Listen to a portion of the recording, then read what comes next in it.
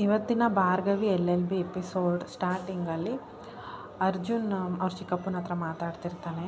ರೀತು ಮದುವೆ ಆಗಿ ಅವಳ ಗಂಡ ಜೈಲಿಗೆ ಹೋಗಿರೋದು ನೋಡಿ ಅವ್ರ ಚಿಕ್ಕಪ್ಪ ತುಂಬ ಬೇಜಾರು ಮಾಡ್ಕೊಂಡಿರೋದನ್ನ ನೋಡಿ ಅರ್ಜುನ್ ಸಮಾಧಾನ ಮಾಡ್ತಾ ಇರ್ತಾನೆ. ಆದರೆ ಅವ್ರ ಚಿಕ್ಕಪ್ಪ ಕೇಳ್ತಾನೆ, ನೀನು ಏನಕ್ಕೆ ರೀತು ಮದುವೆನ ಅಷ್ಟು ಅರ್ಜೆಂಟಾಗಿ ಮಾಡಿದೆ? ಅವನು JP ಪಾಟೀಲ್ ಏನಾದರೂ ನಿನಗೆ ಬ್ಲ್ಯಾಕ್ ಮೇಲ್ ಮಾಡಿದ್ನ, ಏನಂತ ಹೇಳು ಅಂತ ಕೇಳಿದಾಗ, ಇಲ್ಲ ನನ್ನ ಮಗಳೇ ಏನಾದರೂ ಮಿಸ್ಟೇಕ್ ಮಾಡ್ಕೊಂಡಿದ್ದ, ಏನಂತ ಹೇಳು ಅಂತ ಕೇಳಿದಾಗ ಪಾರ್ಥ ಏನು ಉತ್ತರ ಕೊಡಲ್ಲ. ಇದನ್ನು ಭಾರ್ಗವಿ ಹಿಂದೆಯಿಂದ ನಿಂತ್ಕೊಂಡು ಕೇಳಿಸ್ಕೊತಾ ಇರ್ತಾಳೆ. ನೆಕ್ಸ್ಟು ಅವ್ರ ಚಿಕ್ಕಪ್ಪ ಅಲ್ಲಿಂದ ಹೋಗ್ತಾರೆ. ಭಾರ್ಗವಿ ಹತ್ರ ಅರ್ಜುನ್ ಬಂದು ಕಿರ್ಚಾಡ್ತಾನೆ. ನೋಡಿದ್ರಾ, ನೀವು ಮಾಡಿದ್ರಿಂದ ಚಿಕ್ಕು ಎಷ್ಟೊಂದು ಬೇಜಾರಾಗಿದ್ದಾರೆ ಅಂತ ಹೇಳಿದಾಗ ಭಾರ್ಗವಿ ಏನೋ ಮಾತಾಡೋಕ್ಕೆ ಹೋಗ್ತಾಳೆ. ಆವಾಗ ಸಾಕು ಅಂತ ನಿಲ್ಲಿಸ್ತಾನೆ. ಇಲ್ಲಿ ಅಜ್ಜಿ ರೀತು ಪ್ರೆಗ್ನೆಂಟ್ ಇದ್ದಾಳೋ ಇಲ್ವೋ ಅಂತ ಕನ್ಫರ್ಮ್ ಮಾಡ್ಕೊಳ್ಳೋಕ್ಕೆ ಅವಳು ರೂಮ್ಗೆ ಹೋಗಿ ಅವಳನ್ನ ಸಮಾಧಾನ ಮಾಡೋ ನೆಪದಲ್ಲಿ ಅವಳ ಕೈ ಹಿಡಿದು ನಾಡಿ ಚೆಕ್ ಮಾಡೋಕ್ಕೆ ಟ್ರೈ ಮಾಡ್ತಾರೆ. ಆದರೆ ಅದು ಸಕ್ಸಸ್ ಆಗಲ್ಲ.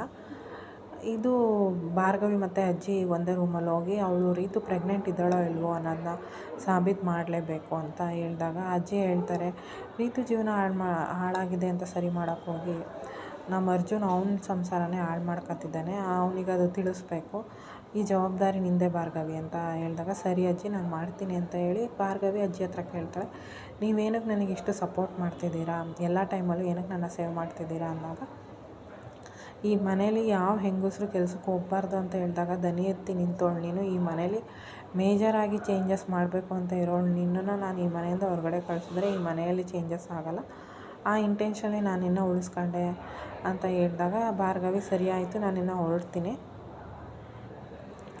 ನಾನು ಇಲ್ಲೇ ಇದ್ದರೆ ಈ ಗೋಡೆಗಳಿಗೂ ಕಿವಿ ಬಂದ್ಬಿಡುತ್ತೆ ಅಂತ ರೂಮಿಂದ ಹೋಗ್ತಾಳೆ. ಹೋದ್ಮೇಲೆ ಈ ಕಡೆ ಬೃಂದಂಗೆ ಅವ್ರ ಮಾವ ಫುಲ್ ಕ್ಲಾಸ್ ತಗೊಂಡಿರ್ತಾನೆ.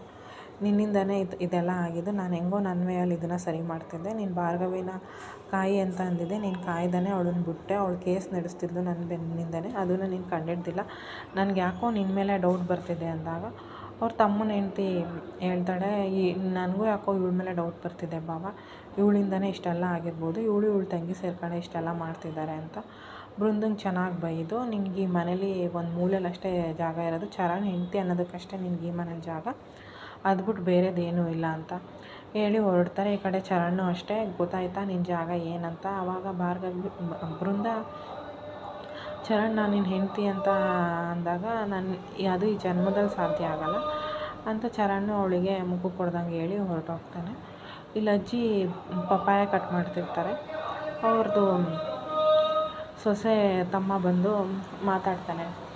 ಅವನು ಬಂದು ಮಾತಾಡಿದಾಗ ಅಜ್ಜಿ ಹೇಳ್ತಾರೆ, ನೋಡಲ್ಲಿ ಅವಳು ಪಾಪು ಹೆಂಗೆ ಸುಮ್ಮನೆ ಕೂತಿದ್ದಾಳೆ, ಪಾಪು ಅಂತಂದರೆ ರೀತು ಹೆಂಗೆ ಬೇಜಾರಲ್ಲಿ ಕೂತಿದ್ದಾಳೆ, ನೀನು ಮೊದಲು ನಂಗಿಲ್ಲ, ಚೇಂಜ್ ಆಗಿದೆಯಾ ನೋಡು, ಅವಳನ್ನ ನಗ್ಸು ಅಂತ ಹೇಳಿದಾಗ ಈಗಲೇ ಮಾಡ್ತೀನಿ ಅಂತ ಆ ಪಪ್ಪಾಯನ ತೊಗೊಂಡೋಗಿ ಕೊಡ್ತಾನೆ.